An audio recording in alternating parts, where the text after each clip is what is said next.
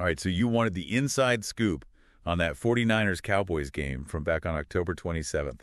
Well, get ready because we've got a whole stack of sources here ready to break it all down. And this one's really interesting. Both teams went into Week 8 with a 3-4 record. Oh, yeah. The stakes were high for sure. Huge implications for both teams and their playoff hopes. Plus, you can't talk 49ers-Cowboys without thinking about all that history, right?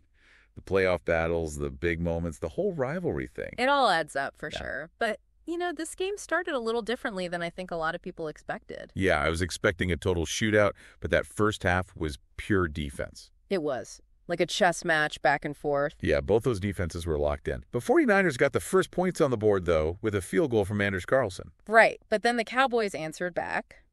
Zeke Elliott with the touchdown, and then Brandon Aubrey added another field goal. So we went into halftime 10-3 Cowboys and really felt like either team could take over in the second half. Wide open. At that point, anybody's game. Yeah. But then the third quarter happened. Oh, yeah. Things got interesting. The 49ers just exploded on offense. They flipped a switch for sure. It started with rookie running back Isaac Guerendo punching it in for a touchdown to give the 49ers the lead. And then Brock Purdy, he just took over. Yeah, he was... First, he finds George Kittle, who, by the way, hit 500 career receptions in this game for a 35-yard touchdown. And then Purdy decides, hey, I can run too, and scrambles in for a 15-yard touchdown himself. He had 21 unanswered points in a single quarter. Yeah, the Cowboys were stunned. It's amazing how quickly the momentum can shift in a game like this. 1 minute, it's a tight defensive battle. The next, it's an offensive explosion. But you got to give the Cowboys credit. They didn't give up. Oh, no. They kept fighting even down big. Dak Prescott connected with CeeDee Lamb for not one, but 2 touchdowns in the fourth quarter. They started chipping away at that lead. I was on the edge of my seat. I thought for sure they might pull off the comeback. It was close, but the 49ers defense came up huge when they needed to. Yeah, Jair Brown and Diamador Lenoir both came up with key interceptions to shut down those Cowboy drives. Momentum killers for sure. And then Anders Carlson comes in and nails another field goal to seal the deal, 30-24 49ers. So it was a big win for the 49ers. But, even in the loss, the Cowboys showed they're still a dangerous team. Absolutely. But before we get into what this all means for both teams, I think we should take a minute to highlight some of the standout players. I think that's a great idea because those individual performances really tell the story of this game. Let's start with Brock Purdy, 18 for 260, and a touchdown through the air, plus 56 rushing yards, and another touchdown on the ground. Purdy was the engine behind that third quarter explosion for sure. He showed he can make plays with both his arm and his legs. And then there's George Kittle. Not only did he hit that 500 reception milestone, he was a monster all game, 128 receiving yards and a touchdown. You can't say enough about his impact on that 49ers passing game. And then you got Isaac Guerendo. He gave the 49ers a real spark, 85 rushing yards and a touchdown. Not bad for a rookie. He brought a different energy to their offense, for sure. Now, on the Cowboys side, Dak Prescott put up a good fight. 243 passing yards and 2 touchdowns. He did. But those 2 interceptions earlier in the game really hurt. Yeah, turnovers are killers. But CeeDee Lamb was a bright spot for the Cowboys. 13 catches for 146 yards and 2 touchdowns. He was Prescott's go-to guy all game long. Absolutely. Lamb was a force out there, even in a losing effort. So we saw some big-time performances on both sides. But to really understand what this game means, I think we need to go a little deeper than just the box score. Exactly. Yeah. You need to look at the bigger picture. What does this win mean for the 49ers, and what does this loss mean for the Cowboys? For the 49ers, this win was huge. I mean, especially coming off that tough loss to the Chiefs. Yeah, that Super Bowl rematch had to sting a little. Definitely. So to bounce back like that against a team like the Cowboys, that says a lot about their resilience. It shows they can handle adversity, they can take a punch, and keep coming. And adapt, too, right? They made some key adjustments in that third quarter that really turned the game around. What kind of adjustment? Well, for one, they found ways to get Isaac Guerendo more involved in the run game. Makes sense. Take some pressure off Purdy. Exactly. And it opened things up in the passing game, too.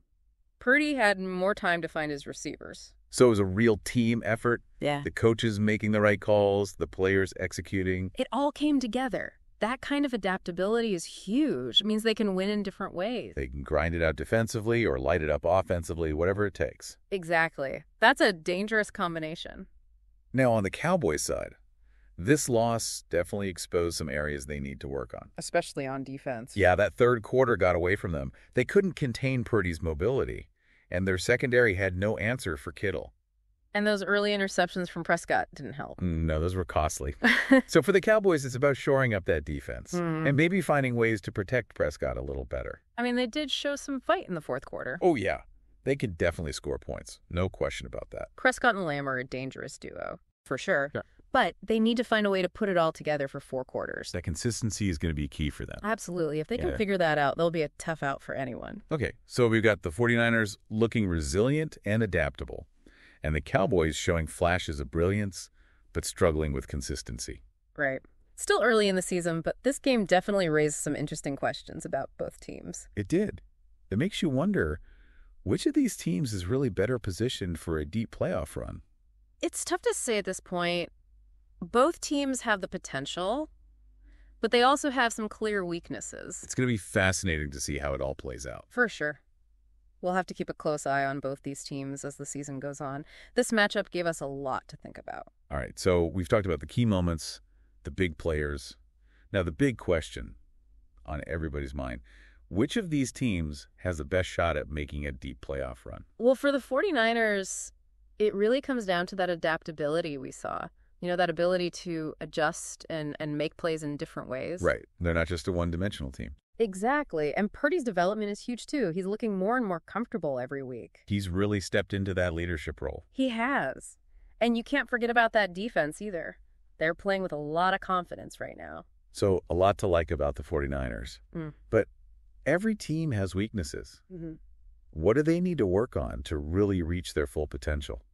I think consistency is key. They need to string together complete performances week after week. They can't just rely on those big plays and those explosive moments. Right. They need to be able to win those tough, grinded-out games, too. Exactly. Especially against the top teams in the NFC. Okay, now let's talk about the Cowboys. What are their biggest strengths as they look ahead to the rest of the season? Well, their offensive firepower is obvious.